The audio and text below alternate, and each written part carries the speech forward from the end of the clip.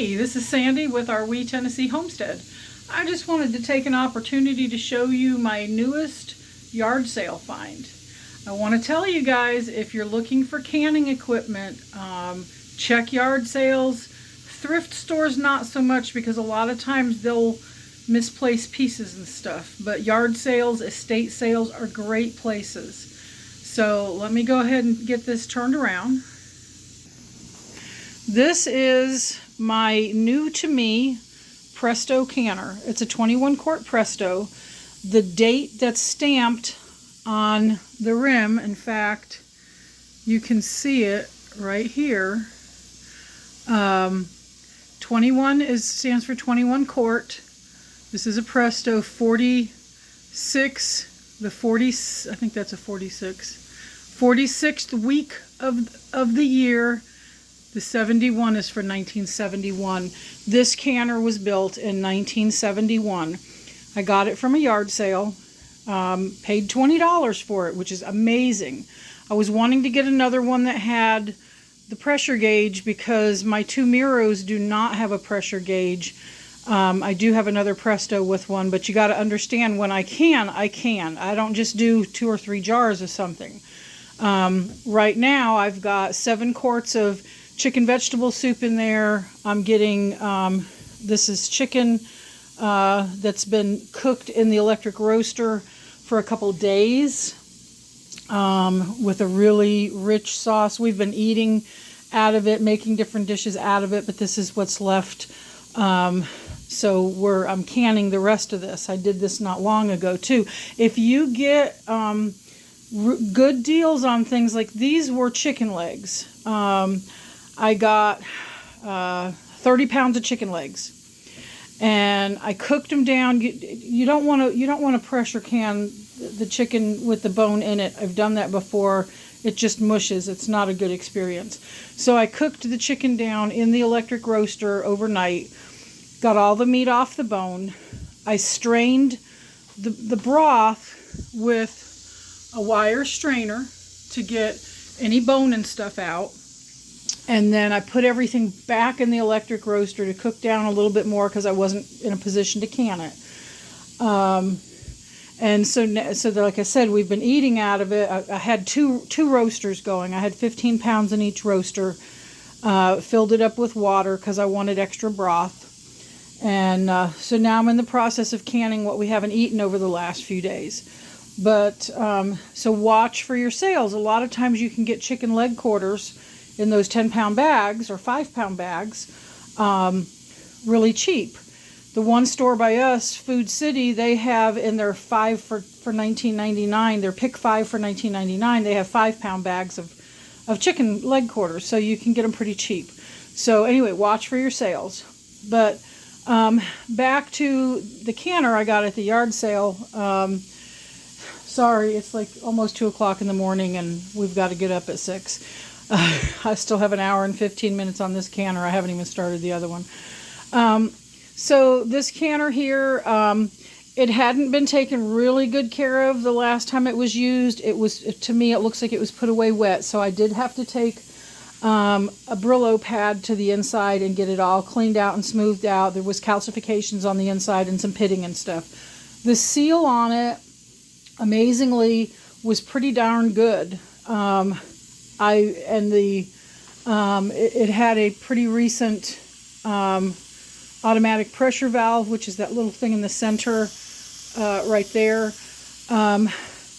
Somebody had previously changed out the steam vent on this, the original, and this came with the book, the original book, which had cool things like how to sterilize your first aid supplies, to do sterile dressing changes and stuff. I mean, this thing was amazing. But anyway, the steam vent, it used to have a steam vent that this right here would actually lock onto, and it's got a little knob that once the steam, the weight is, it's a petcock valve and weight, you can open and close that valve so you can have the weight locked on and just lock it down or whatever. They've changed the steam vent so it doesn't work like that, so I'm just using it as a weight. For my altitude, 11 to 12 pounds is where I need to be canning at. I usually can't get it down to that because I use gas. I could if I went down another notch or two, but I'm good with 15. So that's where I normally can at 15 pounds. This has the chicken and vegetable soup in it, so because it's got meat in it, it's going for 90 minutes. When I get the other canner, when I get these jars ready to go in the other canner, the pints will go for 75 minutes at pressure. So I've still got another probably a good 2 hours at least before I'm done canning tonight. So I'll be sleeping in the morning. But anyway, I just wanted to show you, number one, what you can do if you can find some good sales and stuff. But number two, as far as food. But number two, what to look for when you're yard sailing. Now, look, all of these canners, when you're looking at the yard sale, you want to make sure that any of the metal that's going to seal together, that it's not dented, it's not gouged or anything. You want to make sure your metal surfaces are smooth. Normally you probably would want to go ahead and replace the seal before using it. I will be getting a couple of extra seals for it. So the seal, it's, as long as you're getting like a Presto where those things are still available, that's okay. There's some aftermarket stuff for Miro because Miro doesn't exist anymore as a company.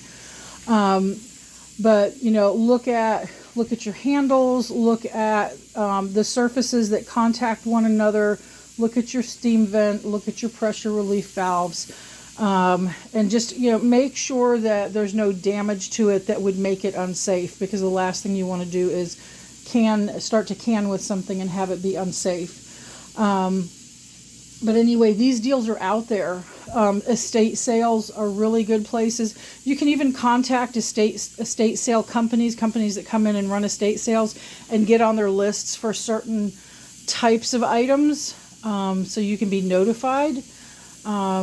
There's one in the area that I talked to. I don't remember their name offhand, but they got my phone number, and they have a text list that they send out when they've got an estate sale coming up.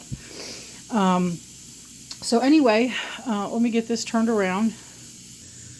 Okay, so anyway, that's what I wanted to show you tonight. Keep your eyes open. Guys, it's going to be really important, for you to be able to have a way. Just ignore, it's like 2 o'clock in the morning. Ignore the hair. The hair looks jacked up all the time anyway. With the economy the way it is, we've got more bank failures coming up, prices, looming war, all that stuff. You need a way to grow food, and you need a way to preserve food. This is not just a fun little skill to know kind of what Grandma went through when she was growing up. This can be life or death for your family, okay? You need to be preparing. You need to be preparing not only with, having your pantry full, but learning new skills, do research about the things, the tools of the trade, so to speak, that you're going to be using. And anyway, that's it. I'm going to go so I can finish up my pints here and get them ready to go in the canner. Remember to thank God for at least one thing today. 1 Thessalonians 5:18, in all things and everything give thanks. And remember, if you prepare, if you are aware of what's going on around you, and you prepare your home, food-wise, skill-wise, financially, the things that you're going to need to take care of your family during hard times, Depression-era times, okay, then you don't have to be afraid. All of the channels that are talking about preparedness, they're not trying to scare you. They're trying to prepare you, so you don't have to be scared. We're getting ready to go into some really hard times. And what we've seen so far is nothing compared to what is coming up. We're in the end times, guys. You may not believe that. You may not be a believer in Jesus Christ. I am. I truly believe that we are right on the brink of revelation, and there's going to be some hard times. But we don't have to be afraid, because we can be of good cheer, because we already know He's overcome the world. But we're going to be walking through some hard times. So get yourself prepared spiritually, get your home prepared, get your family prepared, have those hard conversations. And if you have any questions, ever reach out to us in the comments.